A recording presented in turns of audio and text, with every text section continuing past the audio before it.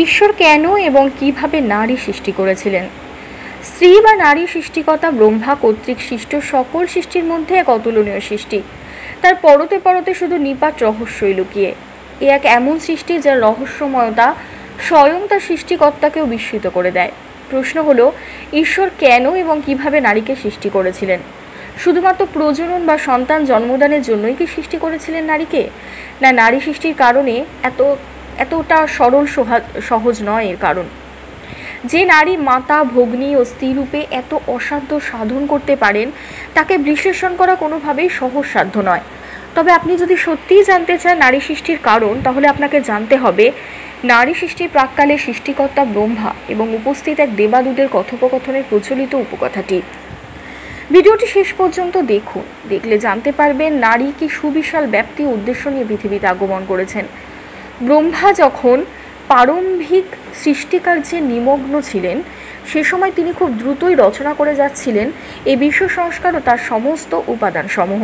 কিন্তু হঠাৎ তিনি এমন এক সৃষ্টিকার্য শুরু করলেন যা শেষ করতে তার প্রায় 6 দিন সময় লেগে গেল। উপস্থিত দেবদূতরা এহেন কার্যকলাপে অত্যন্ত বিস্মিত হয়ে সৃষ্টিকর্তা ব্রহ্মাকে প্রশ্ন করলেন, হে ভগবান, যে আপনি নিমেষের মধ্যে সমস্ত বিশ্বব্রহ্মাণ্ড রচনা করলেন, সেই আপনি কি এমন গড়ছেন যাতে আপনার এত সময় লাগছে? প্রশ্নের উত্তরে স্মিত হেসে ব্রহ্মা জবাব দিলেন, হে দেবদূত, আপনারা কি দেখেছেন আমার এই রচনাকে? এর নাম নারী।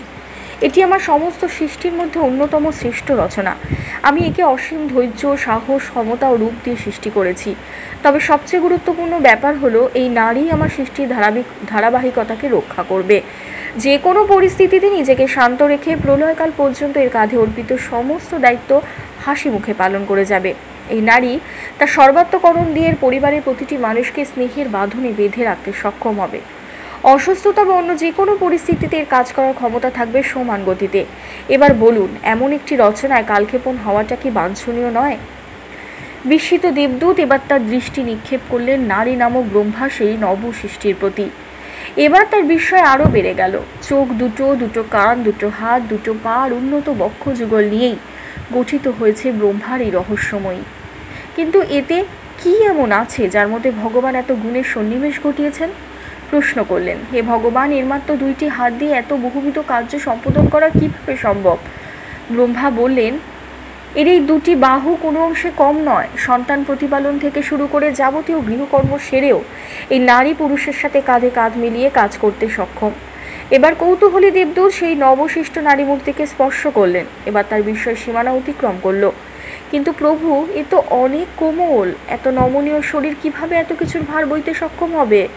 ব্রহ্মা বললেন, হে দেবদূত, আপনি শুধুমাত্র এই বাহিরেরটাই পর্যবেক্ষণ করছেন, কিন্তু প্রকৃত শক্তি কোন সৃষ্টির বাহিরে বা শরীরের অবস্থান করে না, কোনো সৃষ্টির বাইরে বা শরীরে অবস্থান করে না, অবস্থান করে তার অন্তরে। আমিও নারীর অন্তরে সেই অসীম শক্তির বীজ বপন করে দিয়েছি, যা দিয়ে সে সমস্ত মর্তলোকে প্রভাব বিস্তার করতে সক্ষম। তাই বাহিরে থেকে সে যত বেশি কোমল, অন্তরে সে তত বেশি মজবুত। অর্থাৎ এই নারী কোমল হলেও দুর্বল নয়। অন্তরী শক্তির প্রসঙ্গে দেবদূত এবার ভগবানকে জিজ্ঞাসা করলেন, হে প্রভু, এ যদি এতটাই মজবুত হয়ে থাকে, তাহলে কি এর চিন্তা ভাবনা বা বিচার বিশ্লেষণ করার ক্ষমতা আছে কি?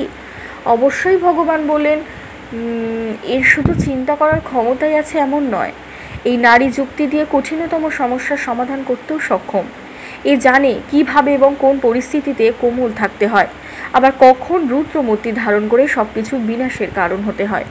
হঠাৎ দেবদূত খেয়াল করলেন সেই নারী মূর্তির শরীরে তরল কিছু প্রভাবিত হচ্ছে। এটাকে জল ভেবে দেবদূত জিজ্ঞাসা করলেন, প্রভু, এর শরীর বেয়ে এই জল কেন প্রভাবিত হচ্ছে? দেবদূতের মুগ্ধতার মাত্রা বাড়তে থাকে। হে ঈশ্বর, আপনার তুলনা আপনি নিজেই। আপনি সত্যিই সব বিষয় চিন্তা করছেন। একজন নারীকে প্রকৃত অর্থেই আপনি বিপুল বিস্ময়কর করে গড়ে তুলেছেন। ঈশ্বর বলেন, প্রকৃতপক্ষে সে তাই।